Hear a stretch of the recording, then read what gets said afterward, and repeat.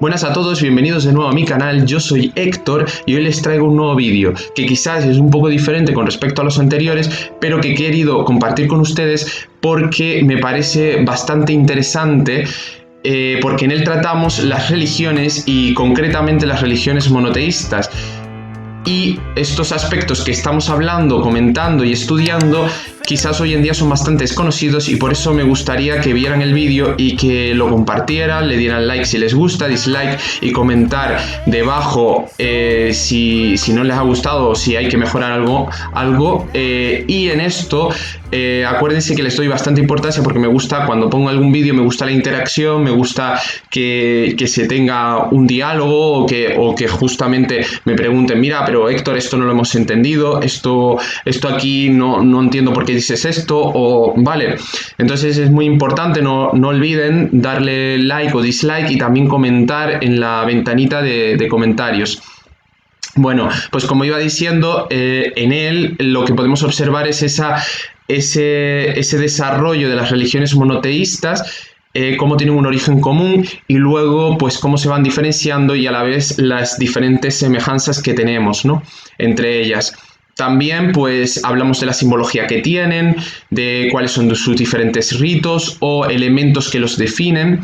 Y también nombramos a lo largo del vídeo las religiones primitivas tradicionales y las religiones orientales, justamente para criticar ciertos aspectos de las mismas que son un poco irracionales o que no se adecúan a nuestra naturaleza humana.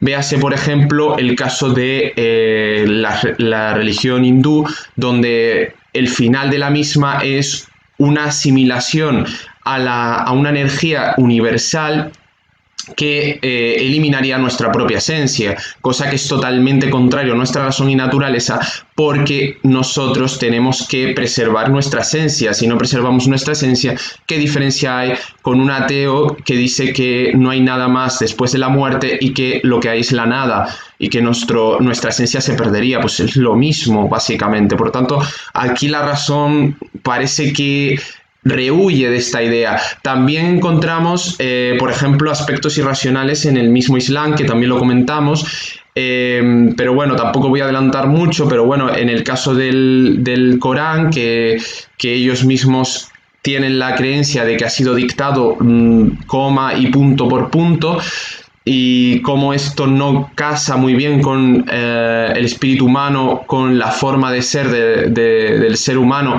y con la forma de actuar de Dios, porque Dios no puede violentar la libertad y la inteligencia y voluntad humana. Por tanto, parece que no es acorde a la libertad humana, pues si ese Dios nos está violentando a escribir justamente exactamente lo que él dice, parece que ahí también hay una especie de controversia. También lo tratamos de resolver en el vídeo.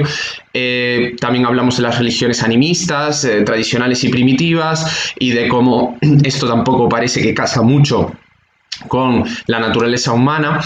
Y comentamos, ya les digo, todos estos aspectos y definimos un poco cada una de ellas.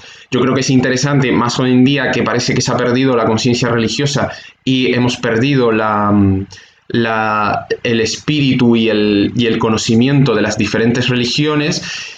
Pero recordemos que es muy importante conocer las religiones, porque nunca conoceríamos la historia de la humanidad sin las religiones, nunca entenderíamos el arte sin las religiones, nunca entenderíamos geografía sin las religiones, nunca entenderíamos tantos aspectos de filosofía, del pensamiento sin las religiones. Es decir, no olvidemos que es un fenómeno cultural muy importante y que tenemos que tener en cuenta, como les digo a mis alumnos, y que básicamente hay que fomentarlo, porque si no perdemos una parte muy importante del ser humano, muy importante de la dimensión espiritual y cultural del ser humano. Luego, por último, al final del libro, del vídeo, lo que encontraremos es cómo comentamos la libertad religiosa, cómo hoy en día en distintas situaciones, contextos y países se está poniendo en duda esta libertad religiosa, se persigue también, y aquí justamente en nuestro contexto español, cómo estamos perdiendo quizá ciertas características de libertad religiosa, como es en el caso de esta última ley de educación que intenta vulnerar ese derecho de las familias a elegir una educación religiosa de sus hijos. Y bueno, pues eso, que la asignatura de religión es muy importante, porque como les estaba diciendo y les digo a mis alumnos, no es para creyentes únicamente, ahí puede apuntarse cualquiera, y es para tener ese acervo religioso, ese acervo cultural propio del ser humano y que nos permite entender otras disciplinas, como ya les decía, historia, geografía, cultura clásica, filología. Muchas disciplinas que sin la religión no entenderíamos muchos aspectos y que por eso hoy en día quizá nos quedemos mirando y diciendo, pero ¿qué es esto? No entiendo esto, no comprendo cuál es este aspecto que me están tratando aquí, o cuando voy a un museo no entiendo nada. Todas estas cosas que se tratan de fomentar en la asignatura de religión y que parece que se tenía ya como claro y como evidente en los países por lo menos europeos, y como continuamente vemos que se intenta pues atacar ciertos aspectos de esta libertad religiosa para ir poco a poco arrinconándonos a nuestras casas y entornos privados. Entonces, pues lo que se trata es de formarse, lo que se trata es de entender por qué es necesaria. Y creo que este vídeo es interesante y vemos lo que trabajamos en la asignatura de religión y lo que vamos comentando y estudiando los alumnos y el profesor. Bueno, nada más, simplemente pues eso, decirles de nuevo que por favor interactúen, comenten debajo, pregunten todo lo que quieran. Interactúen con los likes, dislikes y también pues evidentemente compartiendo el vídeo y suscribiéndose al canal si quieren más contenido. Los monoteísmos y las tres grandes religiones monoteístas, ¿no? Vale, de todas maneras ya más o menos he hablado de todo esto. Bueno, esto se los dije al principio del apartado. Monoteísmo significa creencia en un solo Dios, de hecho se los dije al principio del apartado. Monos en griego significa uno o único, y theos en griego significa Dios, ¿no? Entonces, un solo Dios, ¿no? Vale, esto también se los dije, acordémonos y leímos los textos. Las tres grandes religiones monoteístas tienen su procedencia en Abraham, o por lo menos fundamentan su procedencia en Abraham, que es el padre de la fe, ¿no? Entonces, todas estas religiones ponen su punto de origen ahí. Por tanto, se pueden llamar también religiones abrahámicas, ¿no? Porque proceden de ahí. Acordémonos que Abraham es el padre en la fe, y luego tiene como hijos, tiene dos hijos, tiene a Ismael y tiene a Isaac, ¿no? Y acordémonos que Isaac es el que recibirá la alianza, leímos el texto, ¿no? El otro día, recibirá la alianza de Dios para ser un pueblo y que Dios lo tome como heredad. Y de ahí nacerá todo el judaísmo, ¿no? Y luego el otro hijo, que era el hijo de la esclava, que es Ismael, es el que de donde nacerá también el Islam, ¿no? Y acordémonos que también les había dicho, por eso a los musulmanes se les suele llamar también ismaelitas, ¿no? Por esto mismo, porque proceden de Ismael, ¿no?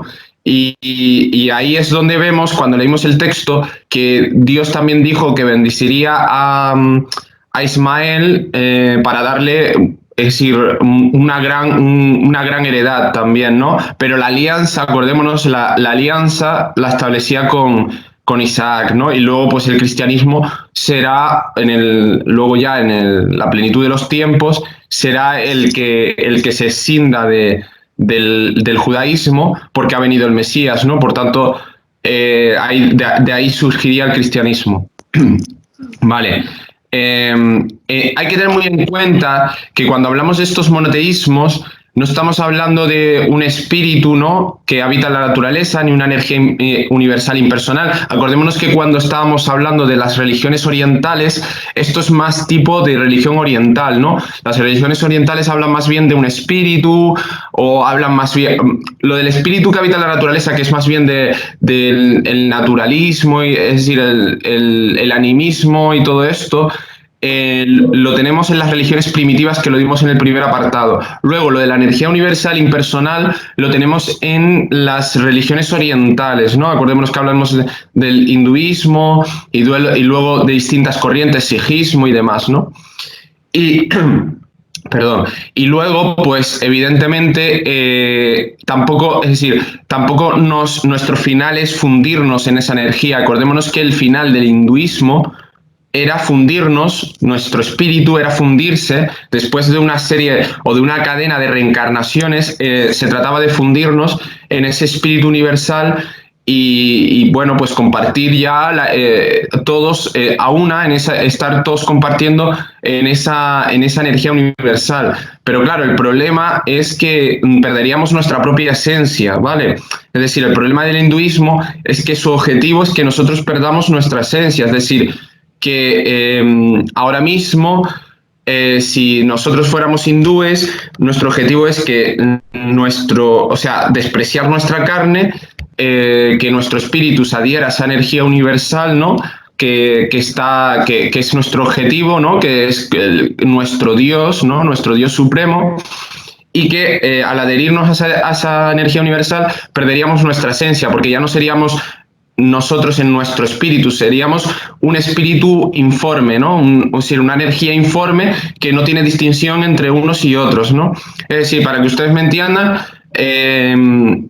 por ejemplo, pues Lorena ya no sería Lorena si seguimos las enseñanzas del hinduismo. Lorena ya no sería Lorena cuando se adhiera a esa energía universal, sino se quedaría en esa masa informe de energía universal que es para ellos el Dios absoluto, y que ya Lorena dejaría de existir, básicamente. Entonces, claro, el problema de todo esto es que evidentemente esto y el ateísmo es lo mismo, porque decir, por ejemplo, el ateísmo que dice, bueno, pues no hay nada, ¿no? Es decir, no existe nada, no hay Dios, no hay nada, lo único que tenemos es esta vida y cuando muramos vamos a la nada, ¿no? No hay nada, es decir, no hay nada más allá. Y lo que dice el hinduismo, que es nos vamos a adherir a una energía universal donde todos vamos a estar ahí y nadie se va a distinguir de nadie y evidentemente todo será informe porque no hay distinción de unos y otros, pues evidentemente es lo mismo, porque yo también he perdido mi esencia, ya yo no soy yo, ya yo pues hace mucho tiempo que dejé de existir, entonces estamos en las mismas, ¿no? Sí, digo, para que vayan buscando en las religiones distintas incongruencias, ¿no? Que no se adaptan a nuestra naturaleza, es decir, desde el momento que algo no corresponde a nuestra naturaleza, que nuestra naturaleza es un ser racional, libre y con propia voluntad, y que además está compuesto de cuerpo y alma, es decir, somos espíritus encarnados. Al ser nosotros espíritus encarnados, pues nuestra religión tiene que corresponder a lo que nosotros somos. Es decir, nosotros no somos espíritus puros al tipo de los ángeles. Los ángeles sí que son espíritus puros, pero nosotros no. Nosotros no podemos despreciar nuestro cuerpo porque nuestro cuerpo es parte de nuestra esencia, ¿no? Entonces, bueno, pues eso, ir mirando ciertos aspectos que podemos ver que tienen de manera incongruente en distintas religiones, ¿no? Vale. Bien, pues eso es lo que decía, que los monoteísmos tienen una particularidad. De hecho, los monoteísmos, yo todo lo que les estoy dando, vayan cogiendo todo lo que les estoy dando, porque esto es muy importante culturalmente hablando. Es decir, ¿por qué? Porque esto les sirve para geografía e historia, por ejemplo, porque en geografía e historia dan todo esto. Es decir, no de manera como lo estoy dando yo, pero, por ejemplo, les habla del judaísmo. Si en algún momento tienen que hablar de Israel, les tienen que hablar del judaísmo. Si en algún momento les tienen que hablar de la Edad Media y cómo se extiende el Islam, les tienen que hablar de algo de los musulmanes. Y también con el cristianismo, la Edad Media europea es fundamentalmente cristiana, es decir, de hecho se llama Europa la cristiandad. Entonces, tienen que tener esto claro porque esto también pertenece a otras disciplinas y forma parte de la cultura. Entonces digo para que vayan teniendo, porque esto no es algo ajeno, sino que es importante saberlo, ¿no? Lo que está, los monoteísmos, de hecho, se consideran de manera, en el desarrollo histórico, se consideran un avance dentro de la historia de las religiones. ¿Por qué? Porque ese avance se produce desde una concepción totalmente politeísta, ¿no? Donde hay muchos dioses, que ya lo han visto en historia con Grecia, ¿no? En Grecia había muchísimos dioses, había todo un panteón de dioses, y luego también Roma, que toma los dioses griegos y los transforma. Ahora se produce un avance muy grande, porque lo más primitivo es creer que un árbol es Dios, ¿no? Eso es lo más primitivo, ¿no? Que ya lo dimos en el primer apartado. Luego hay un avance, y ese avance es a creer que hay muchos dioses, que hay un panteón muy grande de dioses, y que, bueno, pues se adora a esos dioses, pero que al final, si nos acordamos con los griegos, esos dioses parecía que tenían un aspecto más bien humano que divino, ¿no? Acordémonos que si leemos todos los mitos griegos, los dioses griegos se comportan como humanos prácticamente. Lo único que los diferencia de los humanos es, pues eso, que tienen algún poder. Por ejemplo, Zeus tiraba rayos y cosas así, ¿no? Pero poco más, ¿no? Es decir, de hecho, acordémonos que Zeus tenía hijos, que de ahí es donde nacían los semidioses, tenía hijos con mujeres humanas, entonces prácticamente un humano, ¿no? Tenía comportamiento humano, ¿no? Entonces, ese es el siguiente avance. Ya luego, el ulterior avance, el último avance que hubo fue con las religiones monoteístas. ¿Por qué? Porque una religión monoteísta requiere un avance mucho mayor de capacidad intelectual, porque tienes que concebir a un solo Dios, y un Dios que es totalmente otro, ¿vale? Es el misterio, ¿no? Es el gran otro. Es totalmente superior, infinito, eterno, y es creador del universo y del ser humano. Es decir, llegar a concebir esto, no lo puede concebir un homo habilis, ¿vale? Quiero decir, lo que estoy explicando es que el ser humano va avanzando en su concepción espiritual, ¿vale? Es decir, si ustedes van a los primeros, a los homínidos, ¿no? Es decir, por ejemplo, los neandertales, si encontramos los neandertales o los homo sapiens, vamos a ver ahí que tenían enterramientos funerarios, y que le rendían culto a sus muertos. Pero claro, eso es un primer atisbo de religiosidad, es un primer atisbo de espiritualidad. Pero claro, de ahí a pensar que un neandertal tuviera la concepción de un Dios que es el gran otro, que es el misterio, que es el creador del universo y que es el creador del ser humano y es totalmente superior, infinito, absoluto, ¿no? Pues es un paso mucho más grande, ¿no? Es decir, que eso básicamente lo encontramos, esa genuidad de las religiones monoteístas las encontramos el primer paso con el judaísmo, ¿no? Que es cuando, evidentemente, con Abraham, ¿no? Por eso se llaman religiones abrahámicas, ¿no? Abraham es el primero que da el paso, o sea, que no quiere decir que ya lo tenga todo concebido de esta forma, pero es el primero que da el paso a esa religión monoteísta. Bien. Luego, ya que nombré a Abraham, vamos a hablar también que el Dios monoteísta no es un Dios que está en la estratosfera, no es un Dios que está ajeno al hombre, es un Dios que se revela, es un Dios que establece un diálogo con el hombre, y es un Dios que es capaz de establecer una relación interpersonal, teniendo en cuenta además que los dos lados que establece esa relación son totalmente distintos, tienen un nivel totalmente distinto. Estamos hablando de un ser humano que es una mota de polvo en este universo, y estamos hablando de un Dios que es lo absoluto, que es lo infinito, que es el gran otro, ¿no? Es decir, aún siendo Dios ese gran absoluto, ese infinito, ese gran otro, es capaz de abajarse para hablar, ¿no? En este caso, por ejemplo, con Abraham o Moisés, ¿no? Cuando le revela las tablas de la ley, cuando se aparece a Moisés en la teofanía de la zarza ardiendo. Es decir, ahí vemos cómo Dios, ese Dios que es monoteísta, de las religiones monoteístas, es capaz de establecer ese diálogo, ¿no? Porque si vemos en el hinduismo no hay eso. En el hinduismo es una energía universal y poco más, ¿no? Es decir, y luego tienen ese panteón de dioses que para ellos son como algo menor, ¿no? En realidad para ellos lo importante es esa energía universal, ¿no? Vale. Luego, pues evidentemente, ese diálogo que establece Dios con el hombre lo hace a través de una propuesta, es decir, Dios propone algo al hombre. ¿Y qué propone al hombre? Propone una alianza, ¿no? Es decir, en la alianza que tiene que haber, cuando hay una alianza es un pacto, ¿no? Es como si nosotros firmamos un pacto o un tratado, ¿no? Un tratado entre ambos, ¿no?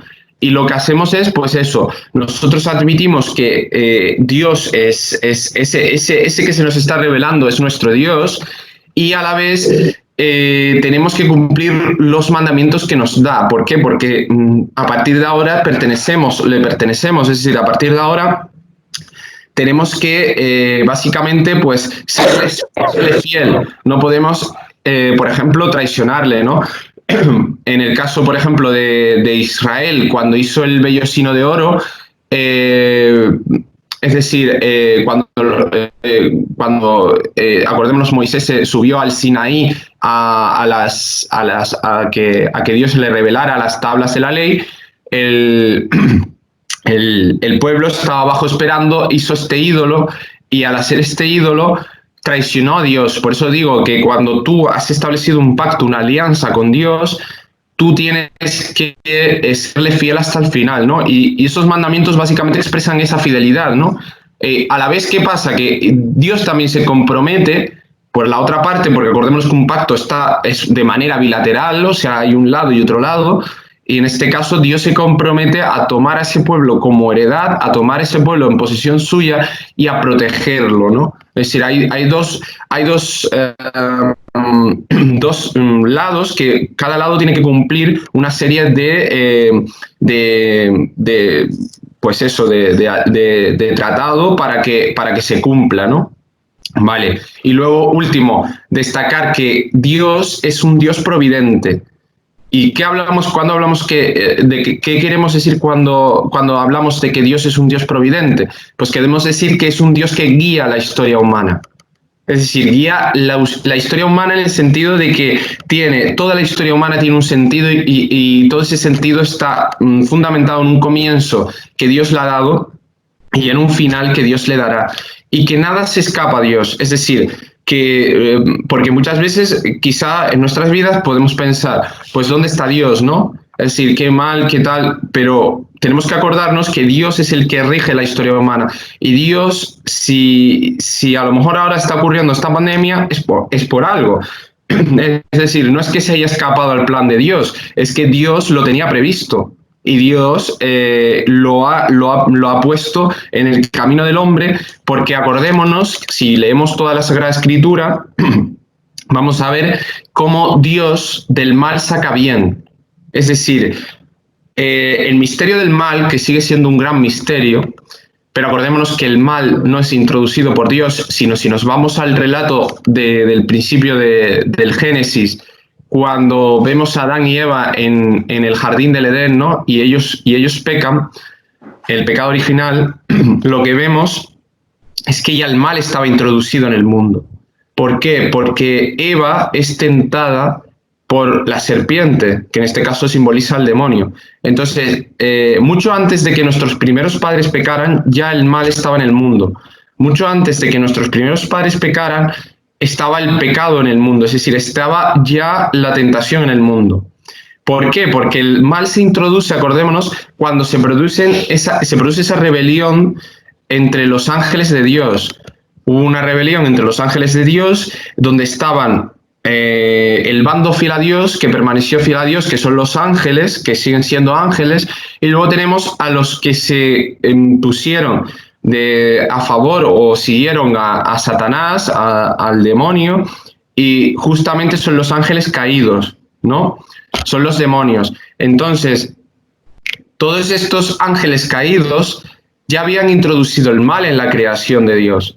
Es decir, al no haber seguido a Dios, al no haber querido cumplir la voluntad de Dios, al haber querido solo cumplir la voluntad suya, lo que vemos es cómo ellos se desligan de Dios y viene el mal al mundo. Viene el mal a la creación de Dios porque es el pecado de los ángeles, ¿no? Vale, entonces luego también nuestros primeros padres también pecan y se produce el pecado original, pero el mal que es un misterio y sigue siendo un gran misterio, no es creado por Dios ni tampoco es querido por Dios, es una consecuencia de seres libres que tienen propia razón, inteligencia y voluntad. Un ser libre tiene inteligencia y voluntad, acordémonos. Entonces, cuando Dios crea seres libres, seres que tienen inteligencia y voluntad, como es el caso de los ángeles, que son espíritus puros, y como es el caso de los hombres, que son espíritus encarnados, dos tipos de especies distintas, cuando Dios crea eso, Dios